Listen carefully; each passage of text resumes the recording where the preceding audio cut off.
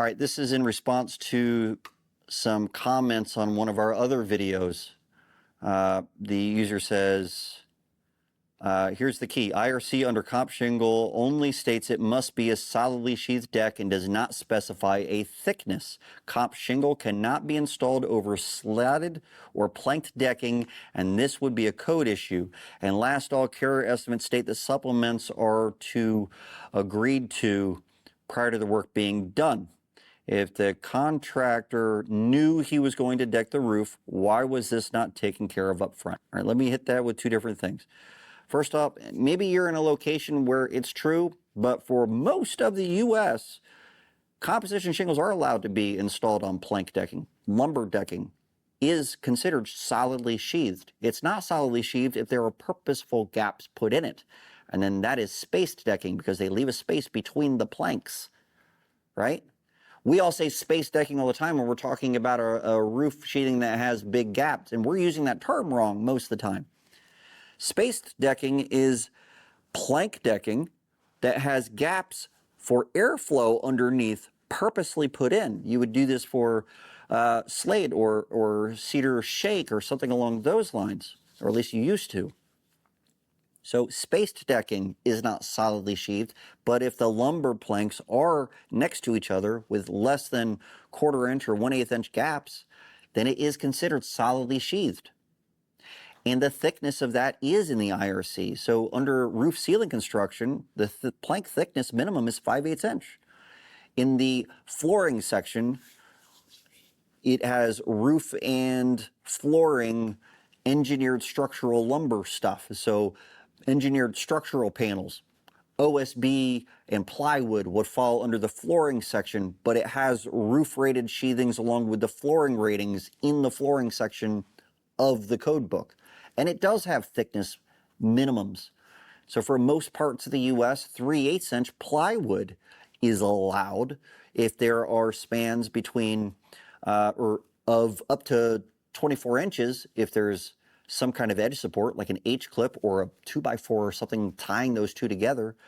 Less than that, 16 inches without edge support. Now, if you live in an area that gets heavy snow loads, maybe it's not allowed in your area. But there are thicknesses that are set by the code. It's just not in the re-roofing section because the re-roofing section is talking about the roof coverings, not necessarily the roof assembly, and the assembly includes the decking. So I'm sorry, but there are thicknesses specified, and you can install on plank decking with composition shingles. That's just the way that is. It says, and last, all carrier estimates state the supplements are to be agreed to prior to the work being done. All right, this is something that I agree with the carriers on. They don't want to be prejudiced against being able to make a coverage decision on something.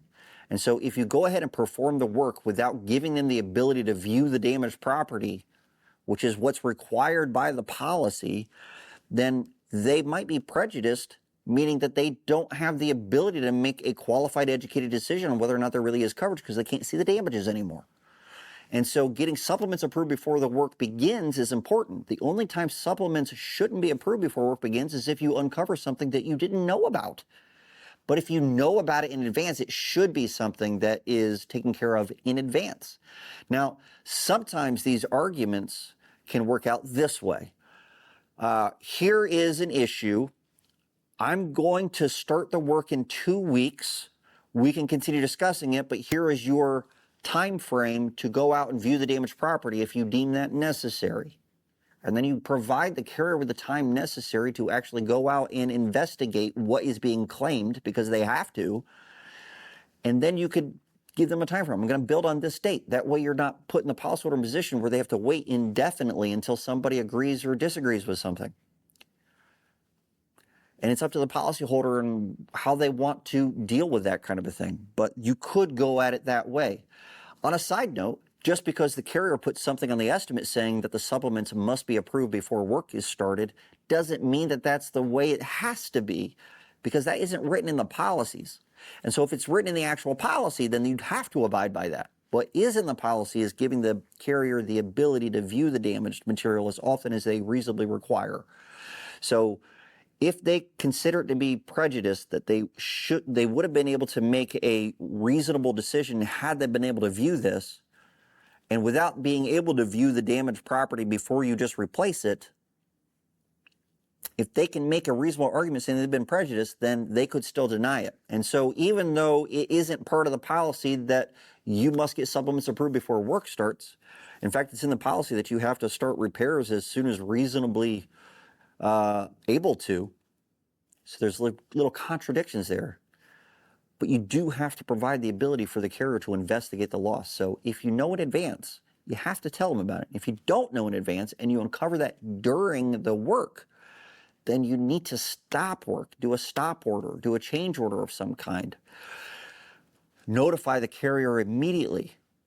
And that might end up being a fairly costly endeavor because you have a crew out there and you're still going to need to pay them their traditional day rate and have them come back out another day if necessary, unless the carrier can make a decision on the spot or unless it is an emergency repair type situation. So there's lots of other different caveats to that. But ultimately, yeah, you should get your supplements approved up front if you can. If it's reasonable to do that, do that.